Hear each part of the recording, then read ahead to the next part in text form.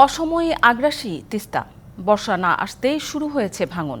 গেল কয়েকদিনে নদীতে বিলীন হয়েছে রংপুর কাউনিয়ার ঘরবাড়ি, কাঁচা সড়ক সহ অসংখ্য স্থাপনা। হুমকিতে ৩ গ্রামের কয়েকশো বসতভিটা, স্কুল এবং রেল ও সড়ক সেতু। স্থানীয়রা বলছেন, তিস্তার পরিবর্তিত গতিপথ এখনই নিয়ন্ত্রণ করা না গেলে হুমকিতে পড়বে লালমনিরহাট কুড়িগ্রামের সাথে সারা দেশের রেল যোগাযোগ।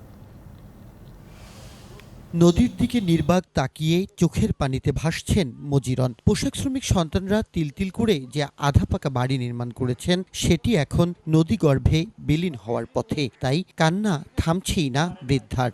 বাড়িটা চলে গেলে আমরা কি করবো না, আল্লাহ জানে বাবা, আল্লাহ ছাড়া কেউ নাই। আমাদের যেন বাসা বাড়িতে থাকে, আমরা যেন বসত করি থাকতে পারি।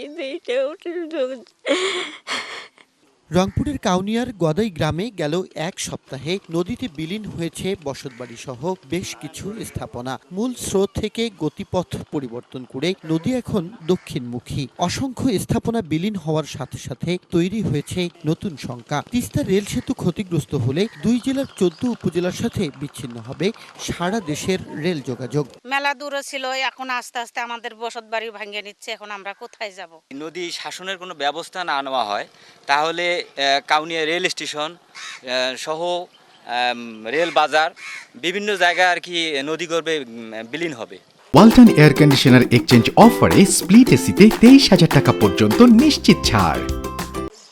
এদিকে ভাঙন মোকাবিলায় বালু ভর্তি জিওব্যাগ ফেলছে পানি উন্নয়ন বোর্ড। নদী গবেষকরা বলছেন, গেল বছর উজানে ভারতের ভয়াবহ বন্যার পর পলি জমে ভরাট হয়েছে নদীর তলদেশ। ফলে এবার তিস্তার আগ্রাসী ভাঙন প্রতিরোধ সহজ হবে না।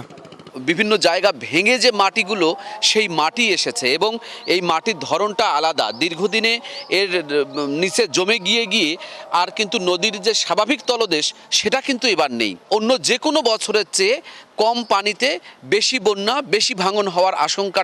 পানি উন্নয়ন বোর্ডের পক্ষ থেকে বলা হচ্ছে, পর্যাপ্ত বরাদ্দ না থাকায় কোনো রকম জোড়াতালি দিয়ে ভাঙন রোধের চেষ্টা অব্যাহত রাখা হয়েছে। আমরা যে বরাদ্দগুলো পেয়েছি এবছর, সেগুলো দরপত্র আহ্বানের মাধ্যমে অলরেডি কাজ চলমান আছে এবং কিছু কিছু কাজ সমাপ্তির পর্যায়েও রয়েছে। এর বাইরে যে জায়গাগুলো ঝুঁকিপূর্ণ থেকে যাচ্ছে, সেগুলো আমরা চিহ্নিত করে রেখেছি। বালিভর্তি জিও ব্যাগ বা জিও টিউব স্থাপনের মাধ্যমে ভাঙনকে প্রশমন করে রাখা চেষ্টা করা হয়। নদীকেন্দ্রিক বিভিন্ন সংগঠনের সমীক্ষা অনুযায়ী প্রতি বছর ভাঙন প্লাবনে তিস্তায় ক্ষতি প্রায় ১,০০,০০০ কোটি টাকা। বিপুল এই আর্থিক ক্ষতি রোধে তিস্তা মহাপরিকল্পনা বাস্তবায়নে আসন্ন বাজেটে বিশেষ বরাদ্দ রাখার দাবি সংশ্লিষ্টদের। Majed Masud, DBC news, Rangpur.